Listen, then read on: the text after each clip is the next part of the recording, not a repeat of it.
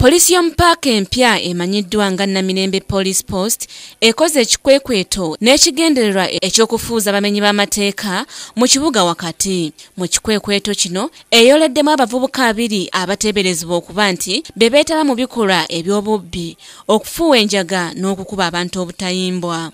Abavubuka bano polisi besanze mu bifo ebikusifu mu Kisenyi Mengo ne mu Mwale na Kivubu, era nga kulya polisi y'oku luguudo lw'e Namirembe bibagamba alifunzi annyonnyodde ku kikwekweto kino. Leero tukoze operation evo ekikwekweto okwagala okukwata abantu abasala abantu ensawo abappa abantu emigugu begamba betisi naye nga baagala kuba abantu tubakutte tukutteko nga 20 abalala bava ebifo bingi bajja ne beekweka muno mu paaka nga baagala okuba abantu ba bulijjo.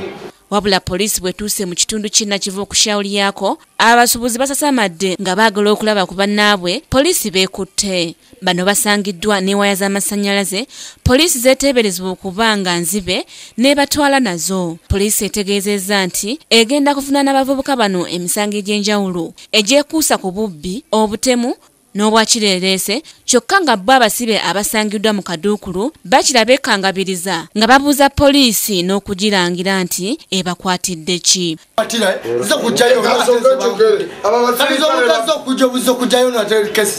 Bakusanzeewa Bono wenyini bazaze wanyoko bakubono bali mu bazaze wanyoko obadde ojjayo mu itotya atenze wembera wakwera kakako kakuchako lwachi mwe musala ssente abantu mubaba kucha sina muntu n'omugwensa nsawo bera ikakwata zileka kuba kuchako mpako bojja musaza nsawo annemereze.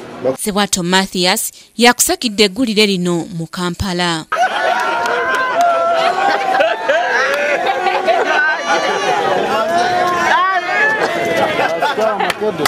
Baramweguze kwa gapaka